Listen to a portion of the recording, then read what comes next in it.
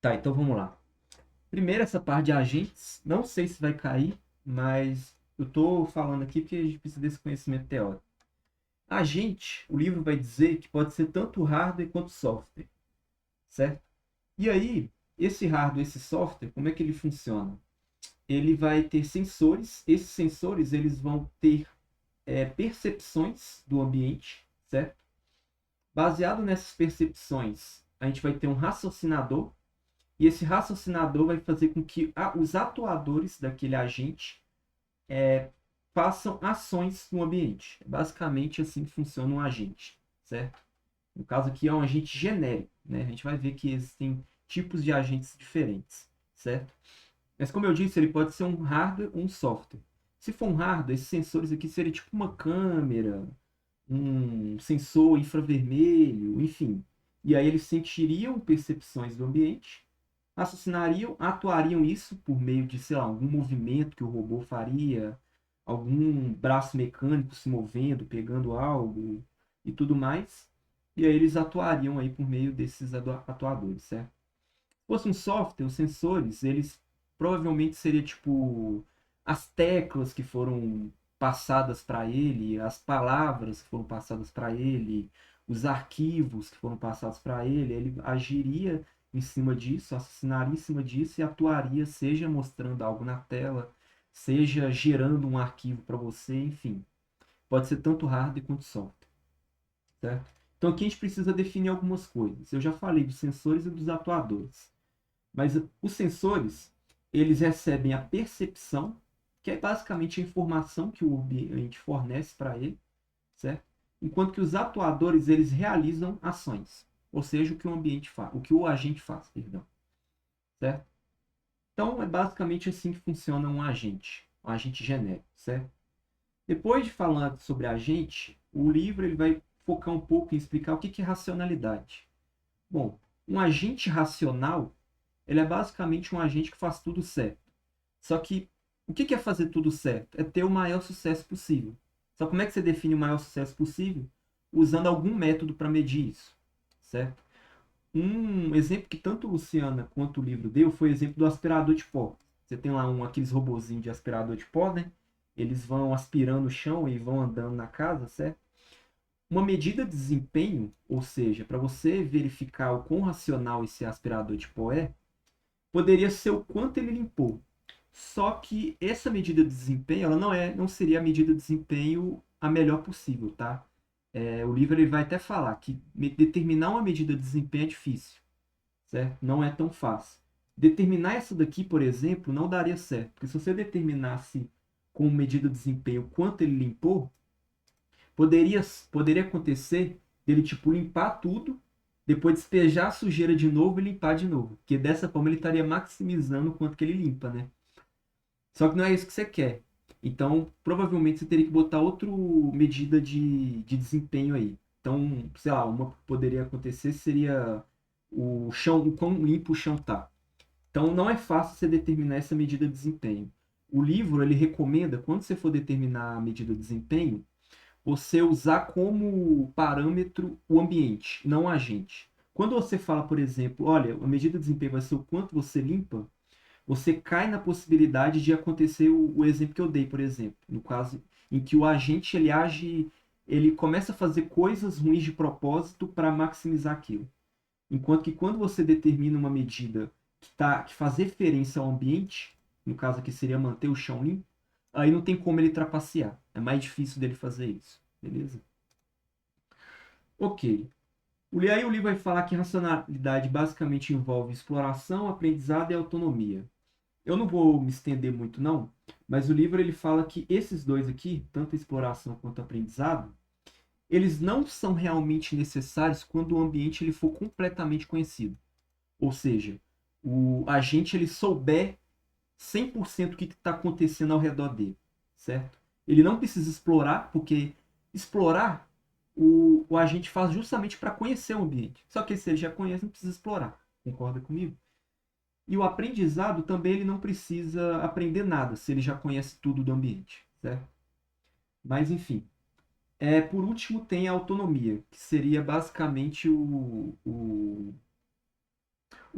o robô, o agente, né, o software, não se basear apenas no conhecimento do projetista. Ou seja, ele aprender por conta própria, aprender com as próprias experiências dele, certo? Beleza. Essa parte aqui eu acho que vai cair, tá? Tipos de ambiente. Como é que a gente pode categorizar esse ambiente que o agente está agindo em cima? De várias formas. Primeira é se ele é observável ou parcialmente observável, o ambiente. Observável é basicamente quando ele tem uma informação completa e precisa, enquanto que parcialmente observável ele não tem essa certeza de que o que está chegando para ele é a informação completa, certo? Então existe a ausência de informação, beleza? Determinístico é basicamente quando o ambiente ele depende completamente do estado atual dele e das ações do agente. Enquanto que o estocástico, ele não tem certeza baseado somente nisso, certo? Outras coisas além disso podem determinar o ambiente, certo? Episódico, basicamente é a ideia de que a ação não depende das ações que aconteceram anteriormente, ou seja, cada ação é própria, ela não vai afetar as que virem depois, certo? Quanto que as sequenciais, uma ação vai afetar a que vir depois, certo? Estático é a ideia de que o ambiente ele não muda enquanto o agente está fazendo alguma coisa. Como exemplo, seria, por exemplo, um labirinto. Enquanto o agente está movimentando, o labirinto ele não muda, certo? Enquanto que dinâmico é que o estado do ambiente, a forma como o ambiente está organizado, ele pode mudar mesmo se o agente não fazer nada. Um exemplo seria, por exemplo, um ambiente onde você tem vários agentes. Esses agentes são táxis que estão dirigindo. E esse ambiente ele é dinâmico. Por quê? Porque mesmo se um agente ele não fizer nada, o ambiente está mudando. Porque você tem outros agentes agindo e esses outros agentes estão mudando o ambiente. Porque eles estão mudando a posição deles, certo? Então ele é dinâmico por causa disso.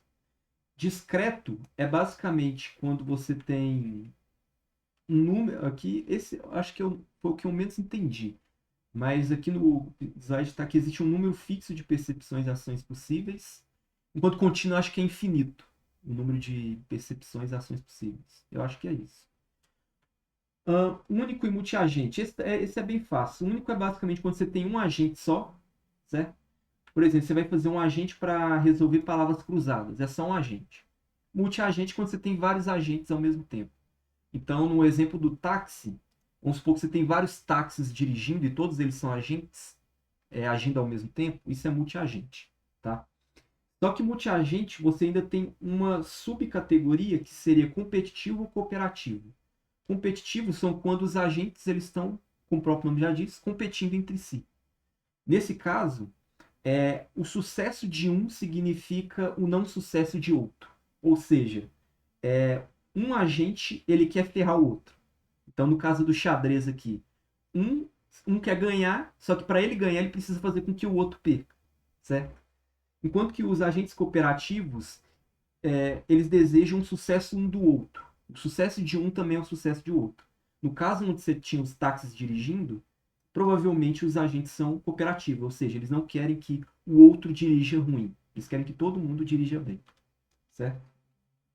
Ok. Então, a introdução foi isso de agentes. Vamos falar agora sobre os tipos de agentes. Beleza? O primeiro agente que a gente aprende é o agente reativo simples. E, como o próprio nome já diz, ele é bem simples. Ele basicamente tem um sensor que diz basicamente como é que o mundo está. Baseado nesse mundo, ele vai executar alguma coisa. E aí, para dizer o que ele vai executar baseado nisso, você tem regras de condição-ação, certo? Então, aqui como exemplo, a gente tem esse do aspirador de pó aqui. Então, você tem um aspirador de pó. Esse aspirador de pó, ele pode estar em dois lugares, no quadrado A e no quadrado B, certo? E aí, o objetivo digamos assim, o sucesso, a medida de sucesso que você estabelece, é que os dois quadrados estejam limpos, certo? Como é que você poderia fazer isso com um agente simples? Poderia fazer o seguinte, poderia fazer assim, se o estado que o aspirador tiver sujo, então ele vai aspirar. Se não, se a posição for A, então ele vai para a direita. E se a posição for B, ele retorna para a esquerda. Bem simples mesmo. Um agente simples aí, certo? Eles têm algumas desvantagens. A primeira desvantagem é que ele não tem um histórico das ações / estados que ele executou, certo? Isso é um problema porque, basicamente, ele não sabe o que ele fez antes. Isso pode ser uma informação útil, porque dessa forma ele poderia evitar de ficar fazendo as coisas, certo? Ele não tem objetivo. A pessoa que está projetando, ela tem, mas o agente em si não. O que eu quero dizer com isso é o seguinte: o agente ele não faz a mínima ideia do para que ele existe, certo? Basicamente, é isso que quer dizer que ele não tem objetivo. E o ambiente, para que você consiga implementar um agente reativo simples e ele funcione bem, o ambiente ele tem que ser observável. Lembra da definição de observável? Tem que ser episódico e ele tem que ser pequeno, certo? Então, o agente reativo simples aí, bem tranquilo. Agora vamos no modelo. Aí a coisa começa a ficar um pouco mais interessante. Porque ele já começa a conseguir trabalhar com ambientes parcialmente observáveis. E vamos voltar aqui, só para a gente dar uma olhada novamente. Completamente observável é quando ele sabe exatamente o que está acontecendo naquele estado que ele está. Enquanto que parcialmente observável é quando você pode ter alguma informação não completa ali, certo? Outra vantagem dele é que ele tem um estado interno que ele armazena as informações sobre o mundo. Que tipo de informações? Duas. A primeira é como o mundo ele evolui independente do agente. Como assim? No exemplo do táxi, por exemplo. Um táxi ele pode estar parado. Enquanto ele está parado, os outros eles estão se movimentando ao redor dele. Então, uma informação que ele pode armazenar são como o ambiente está evoluindo conforme os agentes que estão ao redor dele estão movendo. Ou seja, como o mundo evolui independente dele, independente da forma como ele está agindo, certo? E um segundo tipo de informação é como ele em si afeta o mundo. Ou seja, se eu mover para cá, eu movi para cá. Quando eu movi para cá, eu afetei o mundo dessa forma. Quando eu movi para lá, eu mudei o mundo daquela forma. Então ele mantém um estado interno que armazena essas informações aí, certo? Algumas desvantagens. Ele ainda não tem objetivo, que nem o simples, tá? E aí, quando você está falando de agentes que não têm objetivo, eles têm um problema, que é o quê? Se ele não sabe para onde ele quer chegar, qual que é o objetivo dele, então qualquer caminho serve. Ele não consegue determinar qual caminho é melhor que o outro, certo? E uma outra desvantagem é que o ambiente ele tem que ser determinístico e pequeno, certo? Então, o agente reativo baseado em modelo é basicamente isso. O nome que ele tem é esse, porque esse estado interno aqui, ó, que eu estava falando, ele é chamado de modelo, certo? Então, por isso que ele chama reativo baseado em modelo, ok? Aqui está a representação gráfica dele, tá? E, enfim. Aqui está até as duas informações que eu botei, ó, como o mundo evolui e o que as minhas ações fazem, certo? Como o mundo evolui e o que as minhas ações elas fazem, ok? Agora vamos para os agentes baseados em objetivos. Aqui você já implementa o objetivo interno, certo? E aí, a gente poderia definir o objetivo como situações desejáveis, certo? Então agora ele não tem mais esse problema, né? Ele não sabe onde quer chegar, qualquer caminho serve. Não, ele sabe onde ele quer chegar. Então, como ele sabe, ele vai tentar adaptar as decisões dele, as ações dele, de forma a se aproximar desse objetivo, beleza? Ele não reage apenas. Então, até agora, a gente estava trabalhando com agentes reativos, que apenas reagiam a alguma percepção. Não, ele não apenas reage, ele também reflete. Então, antes dele agir, ele sempre se pergunta: o que vai acontecer se eu fizer isso daqui? Certo? Então, ele, digamos assim, pensa antes de agir, certo? Só que ele ainda tem um problema, que é o quê? Ok, você tem um objetivo e você vai tentar chegar nele. Só que se tiver mais de uma solução, e algumas for melhores, outras piores, ele não garante que a forma como ele vai resolver vai ser a melhor. Ele pode até garantir que vai resolver, mas ele não garante que ele vai chegar no objetivo da melhor forma possível, certo? E aí, para isso que serve o agentes baseados em utilidade, que é o próximo. Então, ele não só se preocupa em chegar no objetivo, mas ele se preocupa em fazer isso da melhor forma possível. E como é que a gente poderia categorizar melhor forma? Seria basicamente aquela forma que maximize uma função de utilidade pré-definida, certo? E aí que eu queria diferenciar aqui duas coisas, tem até uma questão na lista assim, que é o seguinte: desempenho versus utilidade.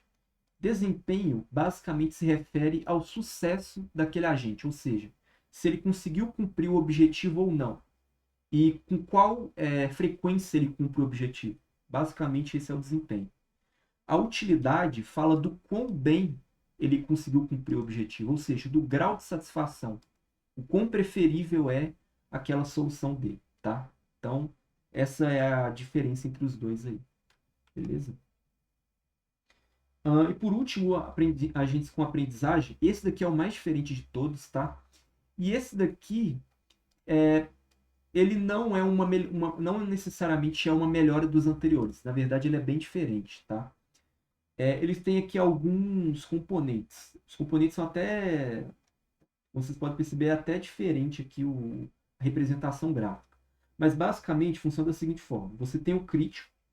Esse crítico, ele recebe as percepções dos sensores. E aí, esse crítico ele vai passar o quão bem o agente está agindo para o aprendizado. E aí você deve estar perguntando, por que o sensor ele não passa as informações direto para o aprendizado? Porque as percepções em si, elas não informam para o agente o quão bem ele está saindo, certo? As percepções, elas simplesmente falam o que está acontecendo. Então, vamos supor que você está fazendo um agente que vai, sei lá, aspirar pó, pegando o exemplo do aspirador de pó.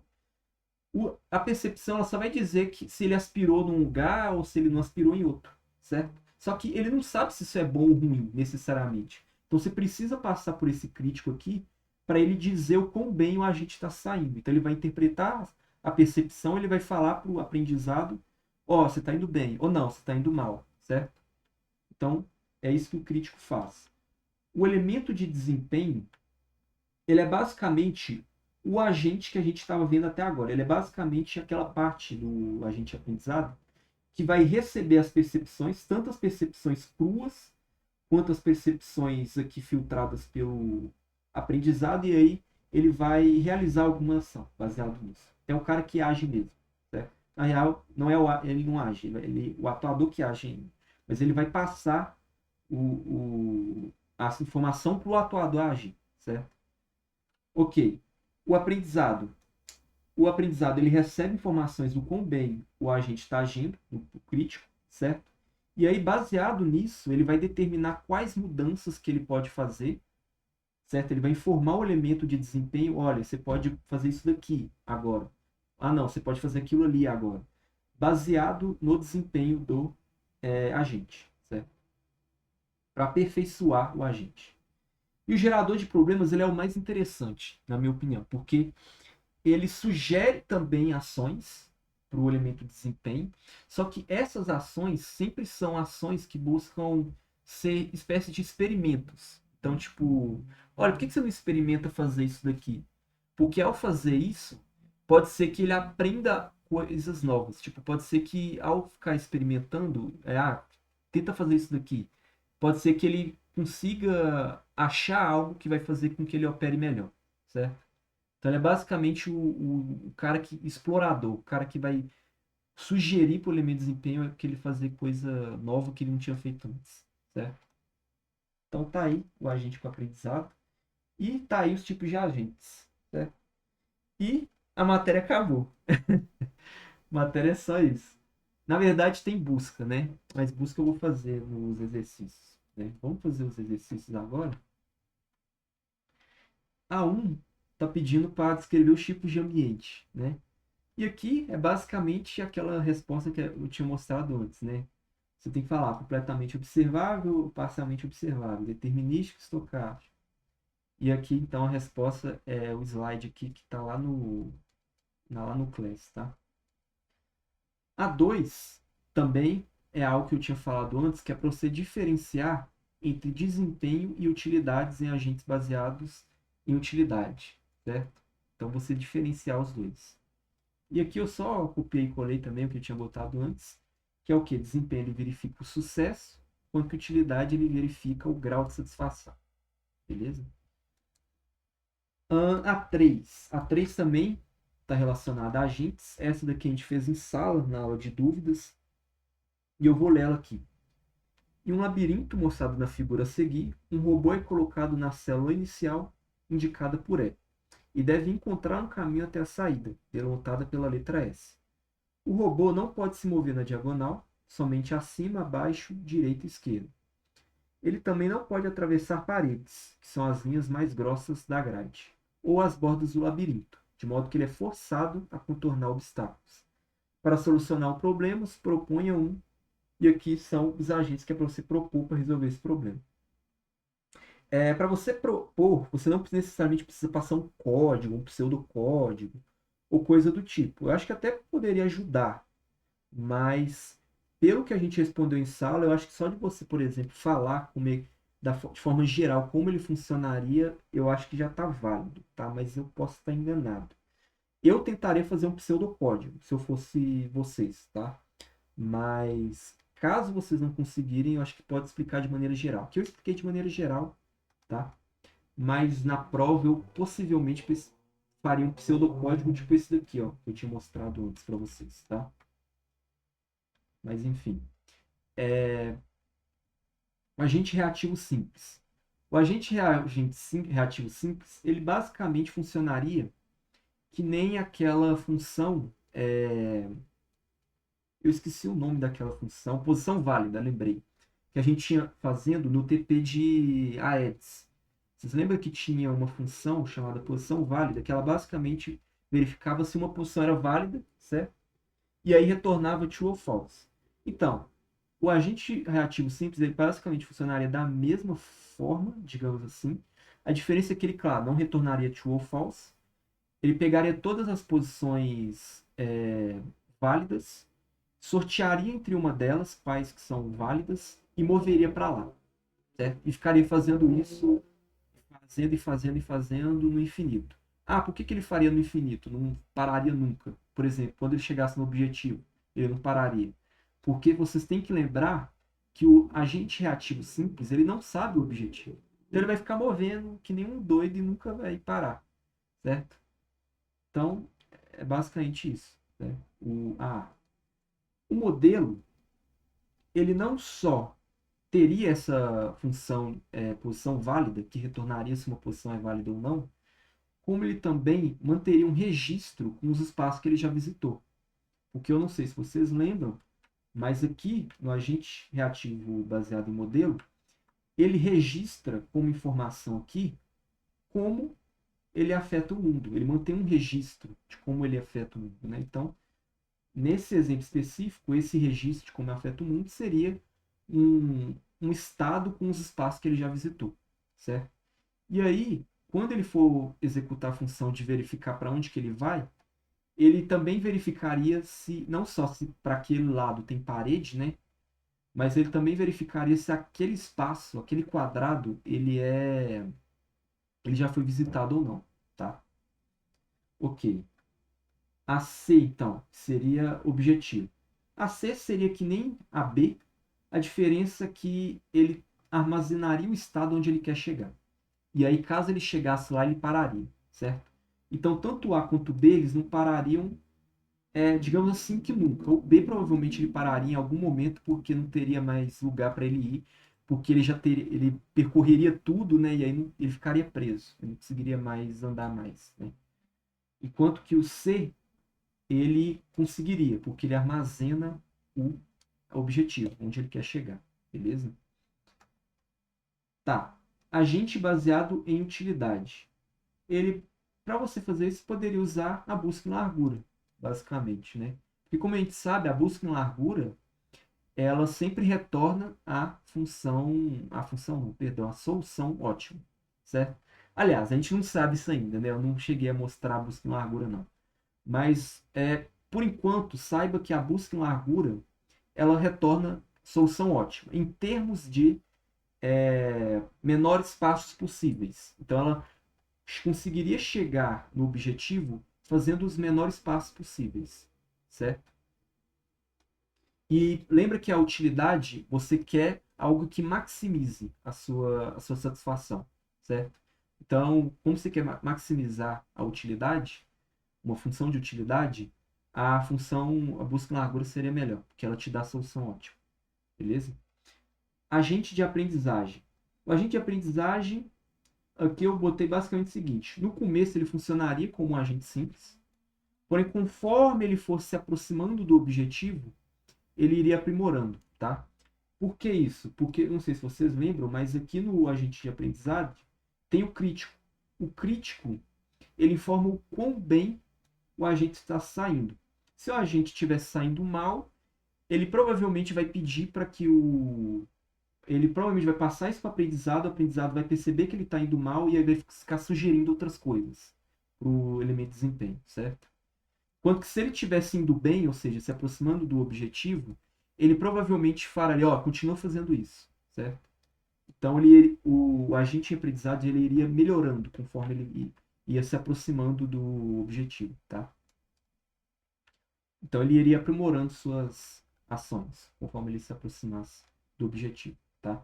Então, essa é a 3, bem teórica. Vamos agora um pouco para a prática. E aqui a gente vai começar a falar de buscas, tá? Então, é o seguinte. Considerando o seguinte labirinto e dispondo os estados sucessores na seguinte ordem: norte, leste, oeste e sul. Em qual ordem uma busca em profundidade visita as salas do labirinto? A busca em profundidade é ótima? Ok. Então, a gente vai fazer essa daí de novo. Eu vou mostrar para vocês aí, tá? Beleza. Tá, ele começa aqui no U. Nossa, tinha feito começando no A. Nossa, errei. Isso que eu vi, eu ia falar, e agora? Você como Nossa. fez começando o ar. Vou ter que. Não, é bom que a gente faz de novo. O problema é que ele tá muito Ele vai longe, fazer de né? O novo? problema é que ele Esse tá que é o muito problema. longe. Você vai ficar umas árvores muito grandes. Mas enfim, é a vida. Tá, então, vamos lá. Se eu estiver fazendo alguma coisa errada aí, vocês dois, vocês me corrigem, tá? Pelo amor de Deus. Não me deixa fazer trem errado, Sim, não. senhor. Uma outra coisa também que eu fiquei na dúvida desse exercício é que ele está falando aqui ordem. Então eu não sei se quando fazer a árvore, ou se for fazer os descendentes, se é para você fazer a ordem alfabética, que foi o que eu fiz, na primeira vez que eu fiz, ou se é para você botar a ordem que ele está propondo aqui. Primeiro o norte, se tiver, né? Depois o leste, depois o oeste e o sul. Esse eu fiquei na dúvida, tá? Mas eu tinha feito alfabético antes, então, tipo, se um nó tinha dois nós adjacentes, eu sempre botava por ordem alfabética, né? Aqui eu vou tentar fazer seguindo essa ordem aqui que ele estabelece. Então, se ele tem um nó que é norte e um oeste, um nó, ele tem como adjacente um norte e oeste, eu vou tentar botar o norte antes do oeste, mesmo que o norte na ordem alfabética venha depois, tá? Mas isso eu fiquei na dúvida. Teria que, se caísse essa na prova, teria que perguntar assim, tá? Então vamos lá. U, peraí, U. E aí, quais são os adjacentes do U? Pera, a gente está fazendo em profundidade, né? A gente tem o P e a gente tem o V. V. Ok, como é que a busca em profundidade funciona? Basicamente, você vai no primeiro da ordem, no caso, o primeiro da ordem é o P. E por que que é o P? Porque ele está no norte, certo? Então você tem norte contra leste, então o norte ganha, certo? Então ele vai no primeiro da ordem e vai indo até ele não conseguir mais. Então ele vai no P. Quando ele mostrar os adjacentes do P, você tem o Q? O K. Você também poderia botar que ele tem o U e repetir, mas eu não vou fazer isso, tá? Não quero repetir, não, tá? Então aqui eu vou dizer que ele só tem como adjacente o K. E aí no K ele não tem mais adjacente. Então ele pararia aqui e não conseguiria seguir mais. Então a profundidade ele vai indo até não conseguir mais. E aí depois que ele não conseguir mais no caminho, ele volta e tenta ir num outro caminho. Então o K aqui ele vai voltar para o P. E aí, se o P tivesse outro nó aqui, ele iria nesse outro nó, certo? Então, vocês vão vendo como é que vai funcionando. Ele vai voltar para o P. O P não tem outro adjacente, ele volta para o U. O U tem outro adjacente, que é o V. Então, ele vai seguir o caminho do V. O V ele tem dois adjacentes, norte e aqui o leste, o X. Então, eu vou botar norte primeiro, né? E depois adjacente, o X. Qual que ele vai? No norte. Beleza. Como adjacente tem o L. E ele vai seguindo. L, beleza. Qual que é adjacente do L? M. Então, M. Beleza. M tem dois adjacentes. Um aqui no leste e um outro aqui no sul. O leste aparece primeiro, então eu vou botar o N. Mas eu vou gravar o que está no sul também. Então eu vou botar o N. Opa. Mas eu vou gravar aqui o sul, que é o E. Beleza? Mas ele vai seguir no N. Ele vai seguindo até não conseguir mais. Beleza, N. Você tem um aqui no norte e aqui no leste. Eu vou dar prioridade para o norte, então, I, mas aqui também o leste. Então, ó. Opa, escrevi errado. Beleza. Vai seguindo. E, beleza, o I ele tem um adjacente, que seria aqui um no oeste, né? Só que é só ele, né? Então não tem que eu ficar verificando o ano. Então, seria o H. Beleza. H tem dois adjacentes, um aqui no norte e um aqui no oeste, né? Vai priorizar o norte, mas vai gravar o outro também, tá? Não é porque ele vai em um que ele não grava o outro. Então, mesmo ele indo aqui para o C, ele tem que gravar o G. Certo? Para caso ele voltar, ele ir por esse caminho aqui, tá? Beleza. C. Quais são adjacentes do C? D, o D, né? Então, eu vou botar aqui o D. Lembrando, gente, de novo, que você pode fazer... qual que é o adjacente do C? D e H. Só que eu estou fazendo ele não possa voltar num que ele acabou de vir, tá? Você pode fazer isso, você vai conseguir chegar, só vai demorar mais, tá? E eu acho que você não aceita se você não for repetir. Então, não tem, pelo menos na minha opinião, não tem porquê, né? No D aqui, então, como adjacente, ele tem apenas o E. Então, ele vai aqui até o E. Beleza? Então, ficou assim a busca em profundidade. Ele pergunta não só como é que vai ficar, ele pergunta, né, qual que é a ordem. Então, a ordem foi a seguinte. Primeiro, ele estava aqui. Segundo, ele começou a ir para cá. Terceiro, beleza. Ele chegou aqui, parou no beco sem saída. O que ele faz? Ele vai voltando e seguindo caminhos alternativos. Aqui não tem um caminho para cá, então ele volta para o U. Do U ele vai para o V. Então, quarto. Esse X ele não chega a visitar ele, tá? Ele apenas expande o V. E quando ele expande o V, ele descobre o K, o Q e o X. Ou seja, ele apenas descobre o X, ele não visita o X. Então esse X vai ficar sem ser visitado. Então ele vai para o 4, vai para o V, depois ele vai para o Q. Sexto aqui é o L. Sétimo aqui é o M. De novo, ele não chega a visitar o E, ele apenas descobre o E, mas não chega a visitar. O N é o oitavo. O I é o nono. O H é o décimo. O C é o 11º. O G, né, como eu disse, também não chega a visitar. O D é o 12º. E o E é o 13º. Então, essa é a ordem aí de visitação da busca em profundidade. Vamos agora para... na real, ele está perguntando aqui, né? A busca em profundidade é ótimo? E aí, você vai responder que não. A busca em profundidade, ela nunca é ótima, tá? Não é ótima. Peraí. Pode ser que a solução que a busca em profundidade te retorna, ela não seja a melhor possível. Isso tanto em termos de número de passos, pode ser que você dê mais passos do que seria considerado ótimo, mas também em termos de custo. Aqui não é o caso, né? Você não tem custos diferentes para cada caminho. Mas mesmo nesses cenários, a profundidade também não é ótima.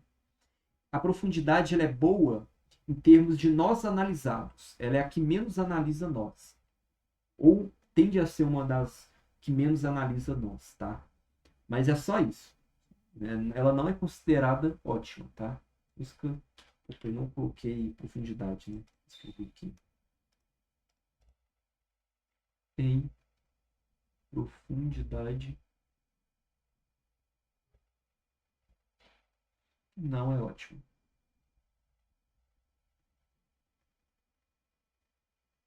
Ok. Vamos agora para B. Alguma dúvida, esses dois, desse exercício? Não. Tranquilo, mestre. Bem, então. Em qual ordem uma busca em largura visita as salas do labirinto, né? Então eu vou fazer o seguinte. Eu vou pegar essa B aqui, vou translocar ela para cá. Deixa eu jogar ela para deixa eu ver. Não, na real eu vou jogar ela para cá e eu vou pegar o exercício para cá. Translocar. Aí, ó. Aí eu consigo ver melhor. O que você falou, cara? Translocar foi diferenciado, hein? Eu fui a mais mesmo. Beleza. A largura ela funciona da seguinte forma. Ao contrário da profundidade, que ela vai mesmo, por isso que chama profundidade, ela vai bem profundo. A largura ela olha um por um num nível e aí ela só avança para o próximo nível depois de ter verificado todos os nós de um nível acima. Eu vou explicar isso para vocês. Mas basicamente ele começa aqui no U e aí quando ele começa aqui no U ele bota aqui os nós adjacentes, B e V. Beleza, o que ele vai fazer? Ele vai explorar os de V, de B, e antes dele ir nesse K, ele vai explorar os de V. K seria o Q, na verdade, e o X. Beleza.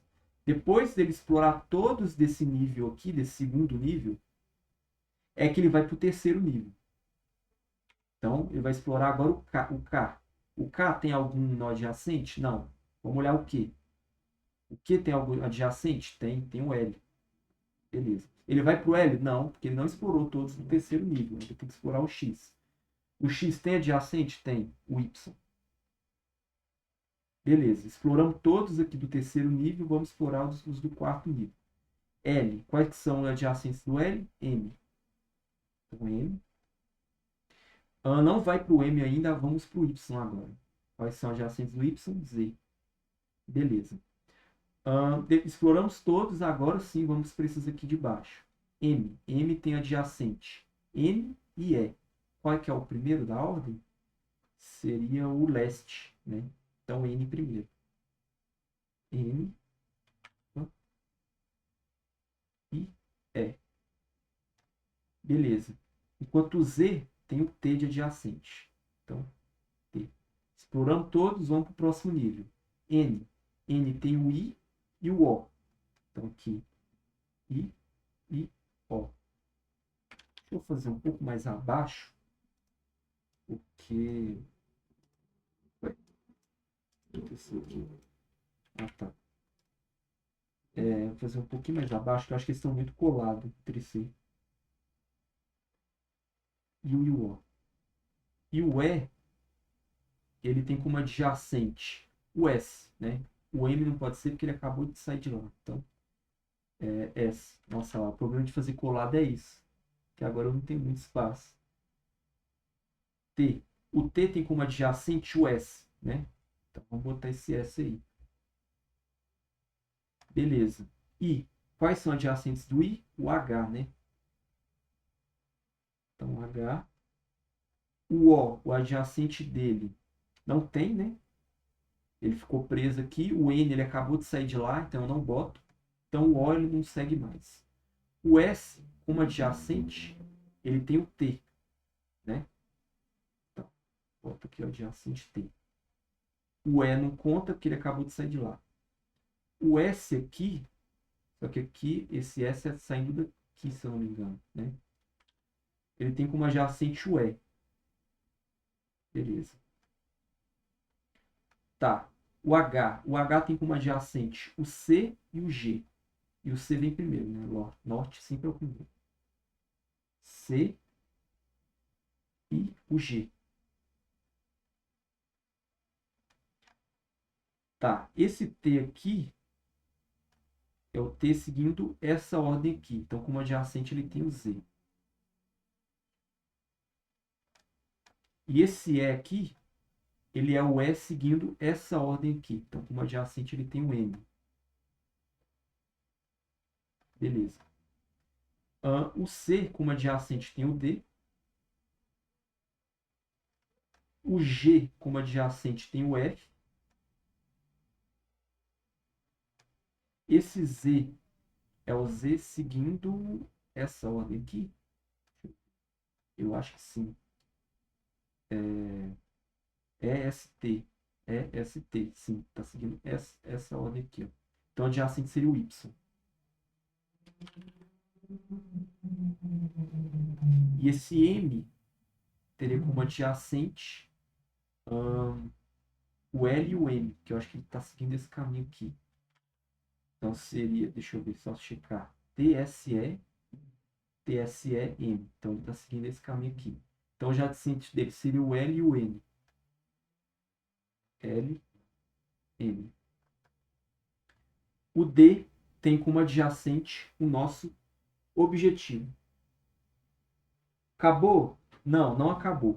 Porque você só diz que você chegou no objetivo quando você visitar ele e explorar, tá? Você não diz que você chegou no objetivo se você explorou e ao explorar você encontrou o objetivo. É só quando você visitar lá mesmo, tá? Então, antes da gente dizer que a gente acabou, a gente tem que visitar esses aqui, tá? O F tem como adjacente o A. O Y tem como adjacente, cadê o Y? Aqui. Ele está seguindo esse caminho aqui, né? Deixa eu só ver. STZ. STZ. Sim. X, não? X, então. Sim, seria o X. L. L é esse caminho aqui, né? Deixa eu ver. SEM. SEM, sim. Então, o adjacente seria o quê? Que ele já está repetindo? Não, não está repetindo ainda. Eu acho. Tá repetindo não. Aqui, o N, qual que seria esse N? Seria esse N aqui, né? Tem dois adjacentes, o I e o O. Então, o I e o O. Beleza, exploramos todos aqui. Vamos explorar aqui embaixo. Opa, exploramos o objetivo. Chegamos. Certo? Então, é só quando você chega no objetivo mesmo, você pode dizer que você acabou a busca em largura. Beleza? Nossa, agora eu vou ter que fazer a ordem disso aqui. Mas não é tão complicado, porque olha só, busca e largura, ela trabalha assim, ó, primeiro, segundo, terceiro, quarto, quinto, sexto, aqui, sétimo, oitavo, nono, décimo. Então ele só desce depois de verificar todo mundo no nível, né? 11, 12, 13, 14, 15, 16, 17, 18, 19, 20. Nossa, não acaba. 22, 23, 24, 25. Opa, eu tenho errado. 26, 27, 28, 29. Detalhe: 30 e não bota dos outros, que a gente não chegou a explorar eles, tá? A gente parou aqui no objetivo. A gente até chegou a descobrir eles quando a gente explorou os que estavam em cima, mas a gente não explorou os de baixo, tá? Então ele chega ali no objetivo, parou. Não explora os outros, então eles ficam sem aqui, tá? Então, beleza. A ordem foi essa. Tá perguntando se a busca em largura é ótima. E aí, a resposta é sim. A busca em largura é ótima. como eu disse antes, né? Eu estava fazendo aquele exercício dos agentes, né? Quando ele perguntou para eu propor um agente baseado em utilidade, eu falei o quê? Pra gente, que a gente poderia propor uma busca em largura, porque ela retorna a melhor posição possível. Só que é importante, não diria que é tão importante, na verdade, mas se você responder isso, essa resposta ela fica mais completa ainda, tá? Que é o quê? Você respondeu o seguinte, então a busca em largura é ótima em termos de ações realizadas, tá? O que eu quero dizer com isso? O que eu quero dizer é que a busca em largura ela vai te retornar o caminho que vai percorrer a menor quantidade de nós possíveis. Então, o caminho que ele me retornou foi UV, tá? UV, Q, L, M, N, I, H, C, D, I, objetivo. Esse é o menor caminho, certo? Só que vai ter casos onde você vai ter lá seja o que for, né, o labirinto, ou o caso lá da Bulgária com as cidades, onde para você ir para um lugar, se deslocar de um lugar para o outro, você tem custos. E aí nem sempre o caminho que for o menor, ou seja, que passa por menos nós ou cidades ou o que quer que seja, vai ser a sua solução ótima em termos de custo, certo? Então, a busca em largura, ela garante que você vai passar por menos lugares possíveis. Mas ela não garante que, ao fazer isso, você vai ter o menor custo possível, tá? Então, eu vou escrever minha resposta da seguinte forma: a busca em largura é ótima em termos de ações realizadas, mas nem sempre.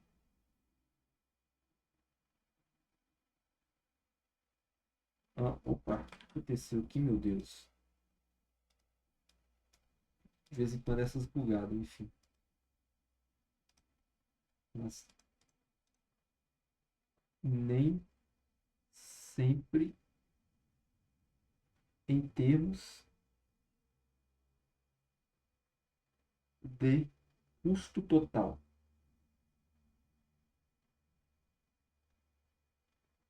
Beleza? Se você fizesse simplesmente respondesse que a busca em largura é ótima em termos de ações realizadas, eu acho que já estava ótimo. Se eu simplesmente falar que a busca em largura é ótima, eu acho que também não tinha problema, tá?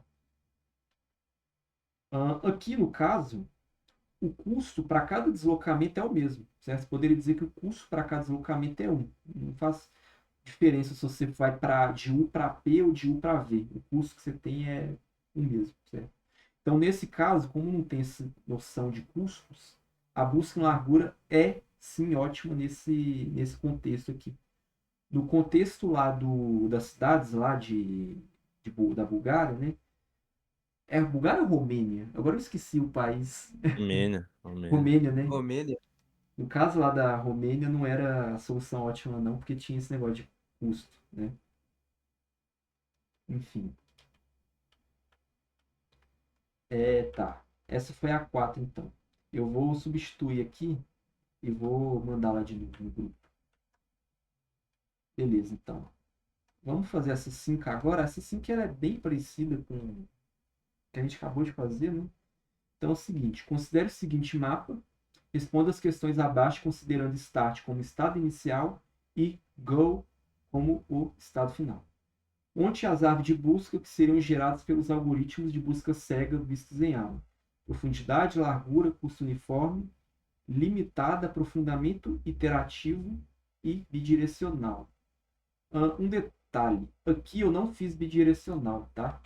Porque não vai cair na prova. Então, resolvi não fazer. Ela não explicou essa, não. Também a gente não chegou a fazer. Essa profundidade limitada, eu fiquei na dúvida do que ela quer dizer com isso. Porque, tipo, profundidade limitada, tá. Mas tem que estabelecer o limite. Qual o limite que eu estabeleço? Essa eu fiquei na dúvida isso. Então eu fiz aprofundamento iterativo, direto. Que ele vai estabelecendo o limite um por um. Tá? Eu não entendi o que ela quis dizer fazer por profundidade limitada. Tá? Mas enfim. Eu vou mostrar como é que funciona esse negócio do limite aí. Tá? Estamos fazendo primeiro por largura. Vocês querem que eu faça do zero? Ou deu para entender? Eu acho que deu pra entender, mas vai dar só É, a não, animação. eu Tipo vou assim, mostrar. Eu tô falando que, tipo, fazer do zero seria escrever, entendeu? Mas eu vou Vai. mostrar do mesmo jeito. Só mostrar então, né? Então é o Acho que é seguinte. mais prático. Então é o seguinte, start, ele vai expandir. A gente vai explorar o start. Quando ele explorar o start, vai ter o A. Beleza. Quando ele explorar o A, a gente vai ter 3 adjacentes. O B, o C e o F. E aqui, de novo, eu fiz a ordem alfabética, tá? Eu acho que é bom você sempre ter um critério, tipo, para você botar a ordem, se você quiser, tá? Eu sempre estabeleço como critério essa ordem alfabética, tá? Só no exemplo aqui, que ele me tinha me dado esse negócio de norte, sul, esse negócio que eu estabeleci a ordem que eu queria, né? Vou achar a questão agora. Enfim. Quando ele não me fala uma ordem específica de qual nó botar, eu sempre boto ordem alfabética. Então aqui, nos adjacentes, né, nos filhos do A, eu botei B, C e F, a ordem alfabética. Então a gente vai explorar os do B primeiro, exploramos o B, o adjacente do B é o I, ok? Explorei o C, chegamos aqui no D, que é o adjacente dele, e o F a gente explorou, chegamos aqui no I, que é o adjacente dele. Então exploramos todos aqui desse terceiro nível, vamos explorar agora o quarto nível. Então o I, explorando ele, a gente gera o F e o G. Então F e G. Explorando o D, não tem como explorar o D, porque o D já chegou aqui no beco sem saída. E explorando outro I, a gente gera como adjacente o B e o G. Percebam o seguinte, quando eu explorei o I vindo por aqui, eu gerei os adjacentes F e G. Mas quando eu explorei o I vindo por aqui, eu gerei o B e o G, certo? Por quê? Porque como eu estabeleci como regra, eu não posso voltar para um nó imediatamente anterior, que eu acabei de vir. Então, se eu cheguei no I a partir do B, aqui, ó, fiz esse caminho aqui, ó. Se eu cheguei no I a partir do B, eu não posso gerar o B como adjacente. Então, eu não tenho aqui o B como adjacente do I, como filho do I. Então, o que eu gero? F e G, certo? Agora, se eu chego o I por esse caminho aqui, então eu gero como adjacente o B e o G, certo? Mas não o F, porque o F é por onde ele chegou. Então, pai dele. Então, se eu estou aqui por esse caminho, eu não gero o F, eu gero o B e o G. Beleza? Ok. Exploramos todos aqui nesse nível, vamos para o próximo. O I, no caso, seria esse I aqui, ó. No caso, explorando os filhos dele, né? O F, eu botei que ele não tem adjacente. Por que ele não tem adjacente? Porque o adjacente que ele tem é o I, e o I ele acabou de ir. E o A ele não acabou de ir, mas o A está aqui em cima. É ancestral dele. Então, como regra, eu botei para não mostrar como adjacente os que já foram, no caso, em caso de ancestralidade. O A, ele no caso seria o bisavô do F.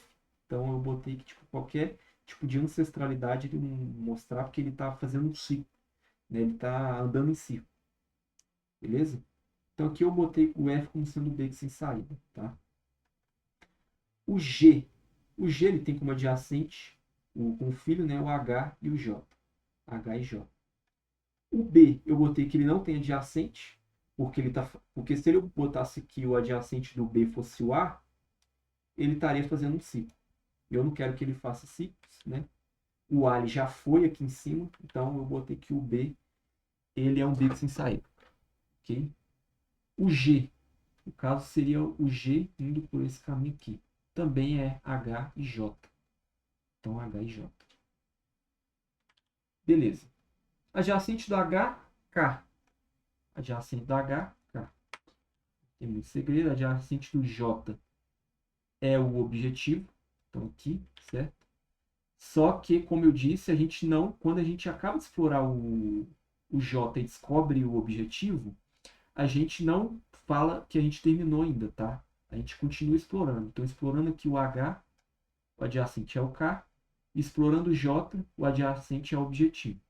E aí, depois que a gente explorou todos esses aqui, desse nível aqui, aí sim é que a gente explora o nível abaixo. Então, explorando o K, que é esse K aqui, a gente chega no objetivo, a gente descobre o objetivo. E aí, você chega no objetivo, e quando você explora o objetivo, é que você termina a busca em largura. Beleza? Ok, então essa foi a busca em largura. Vamos fazer agora a busca em profundidade, né? Busca em profundidade. Deixa eu só fazer o seguinte, eu vou fazer isso aqui. Beleza. Começa aqui no A, explora, chega aqui no A. No A, ele explora ele, mostra aqui os adjacentes, né? Os filhos dele. O ABC, o BCF. Desses aqui, ele vai no B e vai no B até chegar em algum lugar, seja o objetivo ou seja num beco sem saída. Certo? Depois vai voltando, né? Assim, profundidade funciona.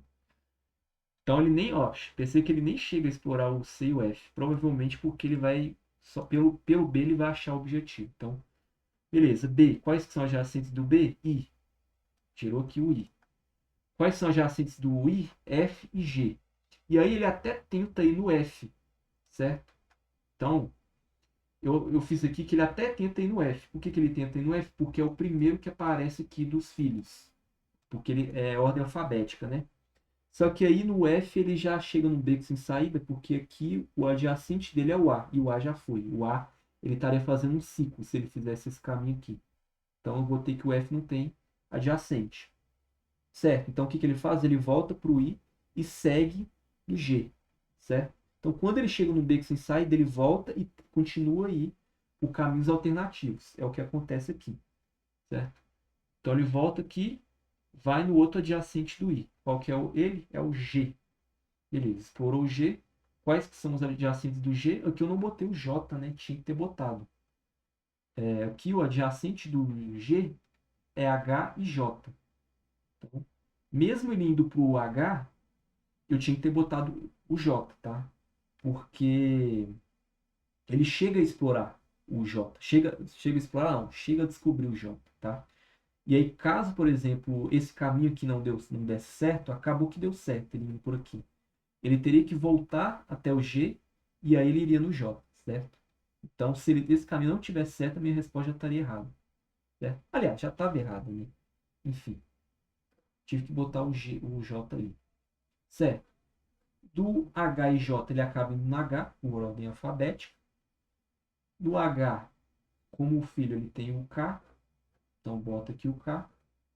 E como filho do K, a gente tem o objetivo. E aí a gente chega nesse objetivo e termina aí o exercício. Certo? Então essa foi a busca em profundidade. Agora vamos para a busca de custo uniforme, tá? Bem simples também. Simples, mas chato, né? A busca em custo uniforme funciona da seguinte forma. Então no começo a gente começa aqui no start, expande também, a gente tem o A.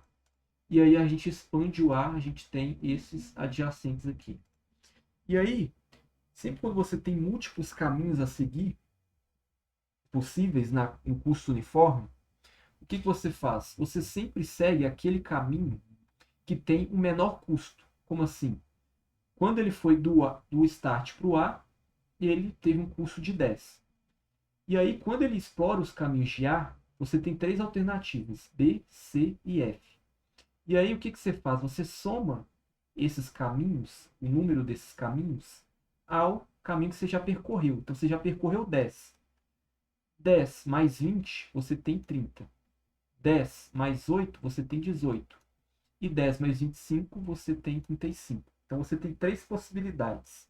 Você tem a possibilidade de explorar o B, visitar o B, explorar ele, visitar o C, explorar ele, visitar o F, explorar ele. Qual que você vai seguir? O curso uniforme determina que você sempre segue aquele que tem o menor custo. Então, o que a gente faz de primeira? A gente explora o C, certo? E aí, ao explorar o C, a gente tem como possibilidade aqui o D, certo? E aí você bota, ó, como possibilidade eu tenho possibilidade de explorar o D. Beleza. E aí você, nesse ponto aqui, você tem 3 alternativas. Você tem a alternativa de explorar o D, chegar no D e explorar ele, chegar no B, explorar ele, você vai percorrer 30, ou chegar no F, explorar ele, você estaria chegando aí em 35. Aliás, vocês querem que eu faça isso do zero? Porque eu acho que quando ele está feito, assim, fica um pouco confuso. Eu vou fazer esse do zero. Eu vou só copiar aqui onde eu estava. Eu vou fazer ele do zero. Tá? A gente estava nesse ponto aqui, ó. Então a gente saiu do start para o A. O A a gente mostrou aqui as possibilidades. B, C e F. Aqui tem a menor custo, é o C. Então a gente explora o C. É o D. O D, ele vai adicionar um custo aqui. Adicionaria, né? 28. E aí agora a gente escolhe. Qual que tem o menor custo? É seguindo aqui para o D. Então, seguindo aqui para o D, a gente explora o D. Opa, o D não tem adjacente. Então, o que, que eu fiz? Eu marquei aqui de vermelho só para dizer, olha, eu sei que 28 é o menor, mas não tem. Então, eu botei esse vermelho aqui. Tá? Só para dizer, olha, não vai seguir mais por esse caminho. Certo? Com isso, então, como alternativas, a gente tem o 30 ou 35. A gente segue o 30, explora o B. Quais que são os adjacentes do B? O I. Então, o I, a gente bota ele aqui. Qual que é o custo? 15, mais o 30 dá 45. Ok. A gente descobriu o I, a gente não explora ele ainda porque a gente tem que verificar, né? 45 e 35 são as nossas alternativas. A gente vai para o 35, então a gente explora o F agora. Explorando o F, a gente tem o I. Então, o I é a nossa alternativa aqui e custaria 12. Então, 35 mais 12 dá 47. Beleza. Quais são as nossas alternativas? Seguir o I por aqui ou seguir por aqui. Qual que é menor? 45, então a gente vai por aqui. Quais que são as possibilidades? F ou G. Né? Deixa eu só botar no mesmo nível, na mesma altura. Aí, F ou G. Se ele ir pelo F, vai ser 45 mais 12. Seria 57. Se ele ir para o G, seria 45 mais 8, seria 53. Deixa eu só um negócio. Quando eu boto esse I aqui, eu não boto o F. Ó. Mas eu só não botei esse F porque eu já percebi que se ele fosse para o F, depois ele chegaria no A e o A daria um ciclo. Então eu já descartei esse F. Mas eu acho que o certo seria botar, tá? Enfim. Ok, botamos aqui as alternativas. Qual que é o caminho menor? É o 47, certo? Quais são as alternativas do curso uniforme? Sempre é os nós que estão mais embaixo, tá? E que não tem nenhum fio. Então eu não poderia considerar esse 45 uma alternativa, por exemplo. Certo? Então as nossas alternativas são 57, 53 e 47. Tá? Importante frisar isso. Ok, nossa alternativa menor é 47, então a gente explora o I. No caso, o I indo por aqui, ó. Beleza. As alternativas, então, é B ou G. B ou G. Se ele ir pelo B, ele vai consumir mais 15, vai dar 63, né? Se ele ir pelo G, para o G, né? Ele vai ter aí 55. Beleza. As nossas alternativas aqui, a mais barata vai ser ir para o G. Então ele vai para o G. No caso seria esse G aqui, né? E aí as alternativas do G é ir para o H ou ir para o J. H ou J. Os nós adjacentes. Ali é 62, né não? Ali no I pro B. Esse aqui, 47. 47 mais 15. Ah, sim. Não sei fazer conta. Normal. 62, exato. H e G. Indo para o H, seria 53 mais 6, 59. Indo para o J, seria 53 mais 10, 63. Beleza. Qual que é o menor? É esse 57 aqui agora, né? Esse 57 parou, que é um beco sem saída, porque ele voltaria para o A e aí daria um ciclo. Ele estaria fazendo isso daqui, né? Ah, não tem um 55 ali não? Onde? Ah, verdade. Aqui. Do I pro G. Sim, sim, verdade. Aqui, então, ele vai no G. O G ele tem o H ou o J, né? Então, H ou J. Indo para o H, 55 mais 6, 61. Indo para o J, 55 mais 10, 65. Agora sim a gente vai para o 57. Né? Tem nenhuma maior não. Então no F aqui ele vai ter um beco sem saída porque ele estaria voltando para o A sem um ciclo. Então beleza. A gente não vai seguir 57, a gente vai pegar um outro caminho aí. Qual que é o menor? Acredito que seja 59 aqui. Tem 63, 62, 61 e 65. Então é 59. 59. O adjacente dele é o K. E adicionaria 12, o que faria que seja 71. Beleza. Qual que é o menor agora? É o 61. Então, mais 12 faria dele, então, no caso aqui é o K, né? Mais 12 faria dele, então, 73. Beleza. Qual que é o menor? É o 62, no caso aqui é o B. Só que aí eu acho que dá um loop infinito, né? Porque ele está fazendo esse caminho aqui.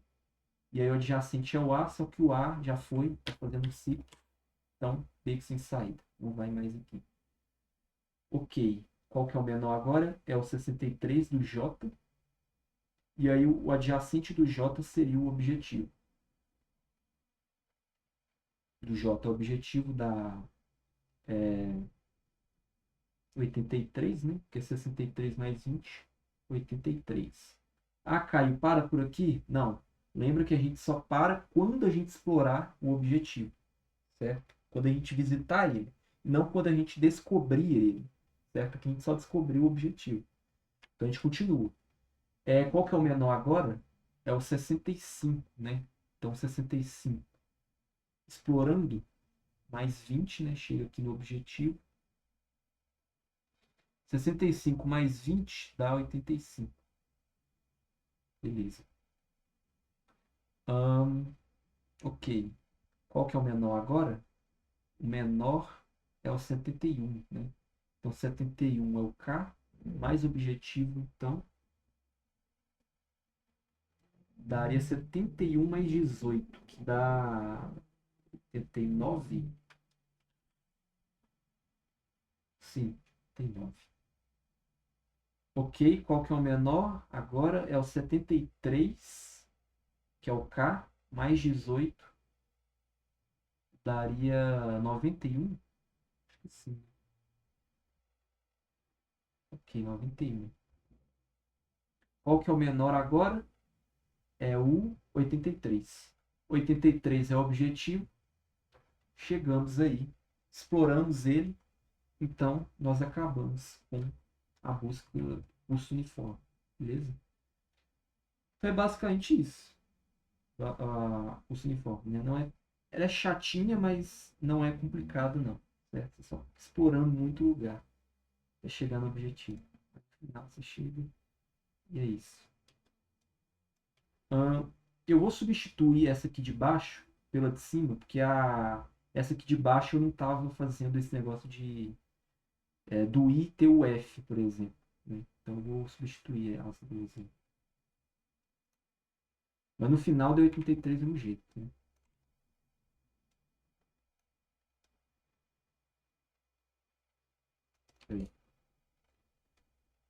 Por último, eu vou fazer por aprofundamento interativo. Aprofundamento interativo também é meio chatinho, mas não é difícil não. Basicamente funciona da seguinte forma: você vai estabelecer um limite, certo? E você vai começar dele. Eu começo pelo 1, certo? Eu acho que tem que começar pelo 1, aliás. Então, você vai estabelecer um limite e aí vai funcionar da seguinte forma. Você vai fazer uma busca em profundidade e aí você vai basicamente descendo E aí, se você descer mais do que o limite, se você descer e o quanto que você desceu chegar no limite, você não pode descer mais, certo? Então, por exemplo, quando o limite for 1, você só vai poder descer uma vez. Então, start aqui, quais que são as adjacentes? O A, a gente desce até o A, a gente não pode descer mais, parou aqui.